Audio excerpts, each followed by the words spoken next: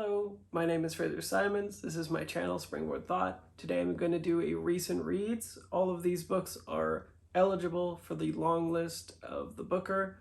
Who knows if they'll make it or not, some of which I think deserve to be on it or not. Some of them really not, but we'll see. And maybe some of these books you've heard of, some of them you haven't. Obviously, I'm on like a little quest, I guess, to consume as many of the eligible books that I can, but because I'm in Canada, that's impossible. Some of the highest rated or voted on in various lists and things, I can't get hold of because they're published overseas. They won't be here maybe ever, and some of them not till like November or something like that for others. So who knows? The first book that I read, I did order from the UK though, and I saw it over at Bob the Booker's channel first. At Certain Points We Touch by Lauren John Joseph. This was a 5-star read for me. I really loved it. This is a book about a trans woman who is ruminating, I guess, on the thoughts of this friend, lover, casual acquaintance, all of the above person that she knew about 4 years ago or 6 years ago now. And they have since died. She is suddenly overcome with the urge, I guess, for some reason, to write about him. It turns out it's the anniversary of his death. This is the very first page, or pages anyway, in the prologue. And then we dip into her memories, more or less chronologically, of her time in, it seems like the early aughts, but I don't think it's completely codified. Pre-transition, when she is met and engaged with this person who's died. And there's the mystery through line throughout it. You learn on the very, laterist plot, I guess, developments, what actually happens to the man, but the meat and potatoes of it is not so much the mystery, but the very comprehensive look, I guess, at the weird, I guess, relationship that she had with this man who is really complex, very contradictory. He's got internalized homophobia, transphobia, and some of that works to augment her own internalizations of herself. It is because she is pre-transition. There's a lot of internalized hate and misogyny that sort of jibes with this man who's feeding her toxic behavior and just bad stuff in the relationship, basically. But they keep being drawn to each other and keep seeming to, even sometimes years apart, find each other again through various circumstances. And so it's a really interesting framing because it's not so much it's kind of a fictional memoir, it's kind of autofiction. It's kind of about the queer scene in the early aughts. It's kind of about her transition before transitioning, but it's not actually about that. And it's mostly about exploring the nuances of her personality as refracted by this other person who is, like I said, very complex individual. And she even ruminates how this guy might have grown into a person who supported Brexit and is very racist in some ways. So he's cut down at a point in his life where he's in a very liminal state in his 20s, I think 27 or something. And so he maybe hasn't had time to grow into the type of person that he could have been, or he could have digressed and became a really terrible person as well. And I think that liminality is the shunt that's in her brain, the thing that she can't get rid of. And so there's an obsessive quality with this writing. It's very MFA, it's very pretentious in some ways, but it's the exact right sort of construction for me. I really like that type of writing. It's a tiny bit meta, but not too much. Gorgeous sentences, really messy characters that aren't afraid to be like contradictory and not afraid to be like disliked by the audience. Like they do things and she does things that she is very explicit about and that you should, you know, sort of judge her for, and she judges herself for them. And all of this is like the simulacrum that constructs her identity in the present that we don't know so much about. And then the icing on the top is sort of like the mystery. So I thought it was absolutely fantastic. The judges 2 years ago said that Shuggy Bane deigned to win because it was gay but not too gay. This would be too gay for them for sure. It's very explicit in terms of like sexualization, the way that physicality is talked about, sex is talked about, is very explicit in its sexual encounters for pages and pages. It can last sometimes. Yeah, it's sometimes like a little bit shocking, and there's even a joke in the book about her writing autofiction that would be considered for the booker, but sort of like not, it's like too transgressive and too edgy for them. So I think she knows exactly what she's doing, basically. I thought it was a fantastic read. Next, I read How High We Go in the Dark by Sequoia Nagamatsu. This was a book that I had high hopes for because a few people recommended it to me after I disliked immensely 1Q84.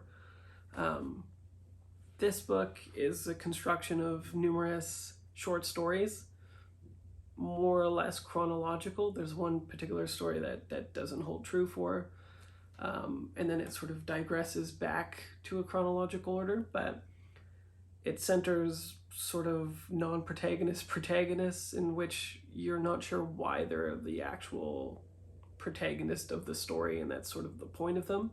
They're all, I think, of Asian descent in some way, and they all are interacting with a virus that has, in the very beginning of the book, at the very first chapter, been uncovered, and then we keep jumping forward to humanity sort of dealing with this.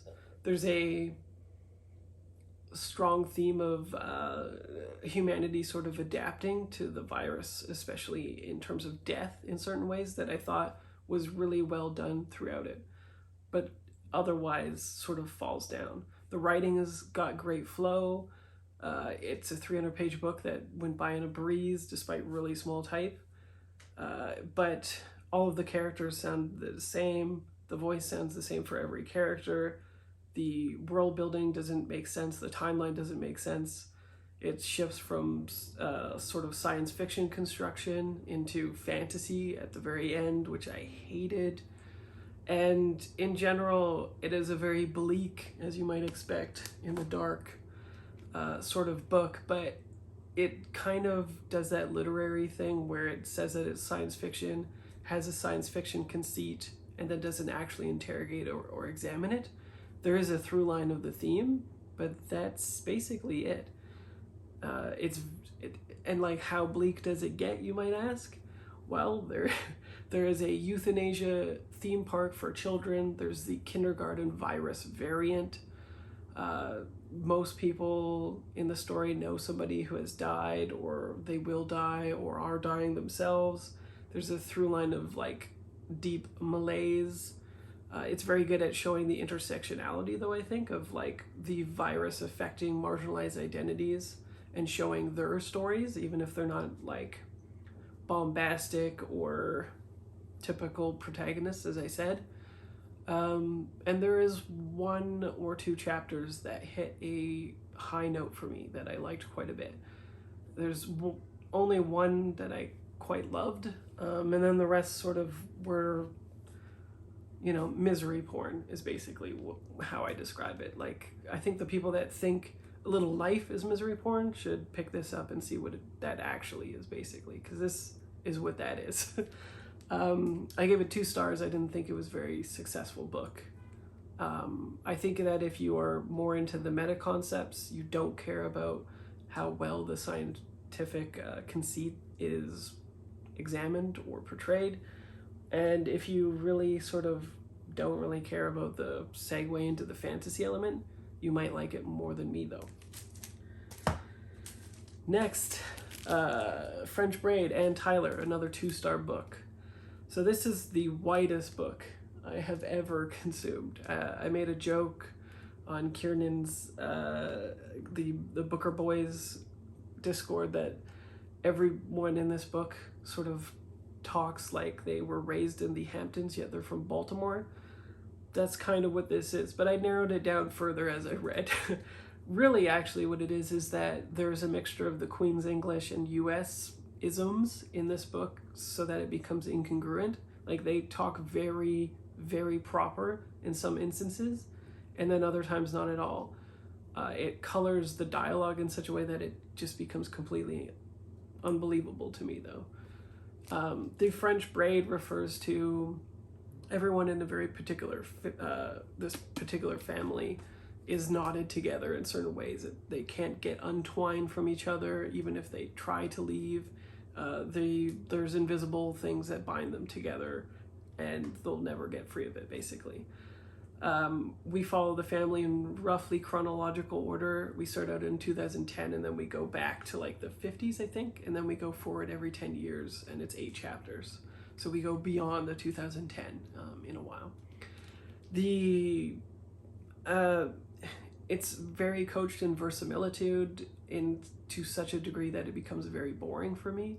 You have to really want to be invested in the family and their very small moments that are kind of the memories that you would remember in the family, and not too much the like bombastic, wild things that happen, but the everyday moments. This is what that's about. It's very clever at being like art imitates life imitating art, in the sense that this is art. And that's because one of the characters is an artist and codifies her style in such a way that the prose is also codified, which I think is smart, but it's not actually interesting to consume, at least for me. I never got invested. Every single character sounds the exact same. Everyone has the exact same voice, no matter their age, no matter the time, and it is an omniscient narrator, so it is sort of that prerogative.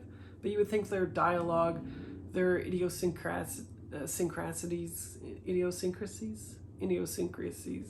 whatever, you know what I'm trying to say. Their personalities, their vocabulary, everything you would think would change, but it actually doesn't.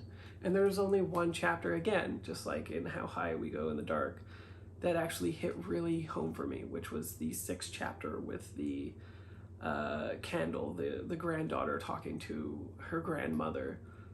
That was an exceptional chapter, and I think that was the rare moment in which Tyler probably found the voice of this book, and it fit that chapter, but then applied wholesale to every other chapter. It didn't make sense. It doesn't gel for me. And so then, because it goes beyond that chapter as well, the art imitating life imitating, etc., doesn't hold true throughout it. It kind of makes its point, and then it keeps beating the drum. So yeah, a disappointing novel, another 2-star read. Then there's Vladimir by Julia May Jones. So a thing to note about this is this lady can write her pants off, I think. The prose are exceptional, at least in the first third of this. It's about a 58-year-old woman who is a product of some kind of MFA, basically. Like, before MFAs were MFAs, she's a product of it. She's published 2 novels. She's sort of, like, forgotten, though. And the things that she was trying to do in her second novel are of indicative qualities of the book that this has in it as well. Like, there's scathing critiques of her second book that applied to this book, and that's another thing to know about the book. It's very meta humor, which is not my thing. This is another 2-star read. So this book is about that woman who becomes obsessed with Vladimir, who is a married professor who gets the professorship that replaces her husband, who has been accused of sexual assault and other kind of like coercive things to 7 or 8 students or something like that. and they live under the same roof. They are sort of like poly, but not. Like, basically he had carte blanche to go do other extracurricular things beyond the marriage, and so does she. But you know, things catch up for Mr. John, the husband, who is sidelined throughout it, dealing with a process in which he is going to be fired or not, basically, but it's also kind of a trial, right? And she's sort of got an unreliable narrator quality in which she's evaluating these women, feminism, all these different components of campus culture. Like, the first third of it is sort of a campus novel, actually, before shifting into her deep obsession with Vladimir and her obsession igniting her own writing, and then her, within the novel, writing this novel, basically. And it's kind of trolling the idea of autofiction, even as it is inserting the idea that this is autofiction. So again, it's all meta humor in this book, which doesn't land for me very much. There was a couple jokes maybe, but the problem with this book primarily is that it keeps trying to subvert the expectations away from the reader, such that where it drives to is continually uninteresting. It keeps trying to be too smart, where it's like, this is a romance. Oh, it's not. This is an unhinged woman. Oh, is she though? And anytime you think it's going to go somewhere, it keeps trying to be a little bit tricky, you know, but then it also makes fun of itself, and it points to different problems, I guess, with the book, and then laughs at them, but it also points to the problems, and I agree with it. So it's kind of how I explained it was, in Seinfeld, Elaine is talking to her friend, who is the actress that goes on to play Janice in Friends, at a restaurant, and she's talking about how she, nice guys or mediocre guys, something like that, are available on the market, but they keep pointing to their own problems in the relationship. I'm not very cool, I'm not very nice, I'm not very interesting, I'm not very attractive, why are you with me? And eventually she's just like, you know what, you're right.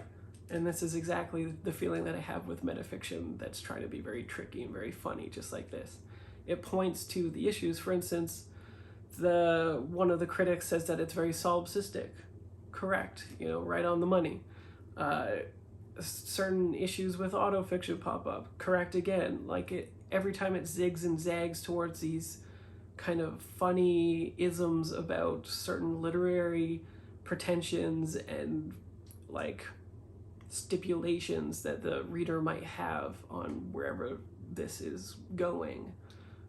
It points to it in a sort of mocking manner, and then zags. And I just got tired of it. I was just like, you know what? You're right. Every time it pointed to a failure, basically, presented in the actual novel's construction. So 2 stars. I did finish it, though. The mediocre ones are available, but they're so insecure about not being one of the good ones that they're always going, well, I'm not good enough for you. What are you doing with me? And eventually I just go, you're right. Next, I have Scary Monsters by Michel de Kretser. I'm sure I butchered that. Apologies. It's probably like a French name. Oh, I think this is the actual cover. So, first of all, the UK cover is much better. This is a book in 2 halves, 128 pages exactly each, I think, if I'm remembering correctly. 1 in the future, 1 in the past. This is a DNF for me. I give it 1 star. This is a metafictional book, again, metafictional humor stuff. This is primarily the part that I started reading. Lily in the past in Australia is a woman who is dealing with living in France as an immigrant. She keeps referencing other literature stuff. She's doing the shorthand of not doing the work in the actual fiction, but pointing to Camus and The Outsider and the Marsal investigation and all of these different things in order to sort of show the ableism, racism, and every other ism basically embedded in systemic society in France for immigrants as she is traversing it. Some of which she does experience a little bit, but most of the time it's more concerned with her being a little bit pretentious and pointing to these things in a metafictional context and laughing at them. or mocking them. It is definitely a satirical novel, and if you've ever seen me review satirical novels, like 1 in 5 hit for me. So I wouldn't take my specific word on this one. If you like satirical novels and you like the idea of this novel, which I'm not going to go into much because I wasn't able to consume the whole thing, but the other side of the novel is a future Australia that is even more satirical, from what I am told, and why I put it down. And it's continuing to hammer home how the stuff from Lily's timeline in the past have only gotten worse, basically, from what I'm aware of. So it definitely was just not a book for me, and the prose style wasn't for me, the voice wasn't for me, the actual construction of it just kept taking me out of the fiction, and I just didn't like it, so I gave it 1 star. And I DNF'd it. This book, however, The Kingdom of Sand by Andrew Holleran. This book I was really excited for. This is about an older gay man who's dealing with loneliness. And that's pretty much all I knew about it when I picked it up, to be honest. I've had it on hold for a very long time, and unfortunately it was another DNF for me. However, I did not rate this book because I didn't feel like I was accepting the conceit of the novel very well. It's sort of wry humor as well. I got to the point around 40 pages when he was talking about how he was so lonely, he was like dry humping his freezer door or something like that, or something in his apartment. He was dry humping like a dog, basically. And he, in the very beginning, is going in with this mundane trip, going to Florida and describing the horizon and the area, and people mistaking Florida for other things. And the number one complaint that I had was just that the authorial voice was deeply unconvincing, and it felt incongruent with the actual idea that I had of the novel, of this sort of older man ruminating with like a sort of, I pictured a sort of pretentious like MFA musing on this kind of stuff, rather than the rooted in like sexual frustration, kind of funny, kind of sad kind of way. And again, funny books, not my thing. Sexual hang-ups, not my thing at all. And then the authorial voice just wasn't for me at all either. So there's that. However, Zorrie, Laird Hunt, wrote this novel. I give this book 5 stars. I thought it was absolutely fantastic. And the funny thing is the premise is something I didn't care about at all. I just picked it up because it was an eligible book, basically. Although Rainier Books talks about this book very positively, I think. It might have pushed me over the edge, I'm not sure. This is a really quiet book about Zorrie, her titular character, who is born, I think in like the 30s, if I'm remembering correctly. She lives a rural lifestyle, very like American Anne of Green Gables kind of feeling. She goes to Ottawa, Illinois. She meets a couple friends. She falls out with them. She meets a man, falls in love, gets out of love, and basically it's in her entire life story, literally up until the point that she dies. So from, womb to tomb kind of deal. And it's just that's it. That's all it is. It's just a brilliant rendering of this character. And that's all it is and no more, but it's also a command performance from a really brilliant stylist, I think. The prose is exceptional. The pacing is absolutely perfect. It skips years when it needs to. It goes down into granular detail. It's also shockingly I think escapist would be a good word to describe it, because everybody in town is sort of quintessential. The cop is like a good guy who wants to help out every neighbor. I don't think there's any talk about racism in the book. All it is concerned with is Zorrie and her life. She has plenty of hardship, despite this kind of idyllic-ish town. She works her ass off. She doesn't complain. She has best friends. She fails friends sometimes. She shows up for them sometimes. There's mental health issues. It's just a stunning story, to be honest. It is very short. I think it's maybe like 240 pages, I think. And like I said, just dripping with brilliance. Like absolutely perfection, and I could not care about a story like that at all until I consumed it, and I did all of a sudden. So yeah, absolutely 5 stars. I would recommend it wholeheartedly, and I think that it definitely would merit it feels like a prize book to me, basically. And that's it. That's the book roundup that I have for you. I'll be consuming more of these over the next couple weeks. Maybe some of these will make the long list, maybe they won't, but you know, we're on a journey. Thoughts, comments, feelings, leave them in the comment section, and I will speak to you next video. Bye.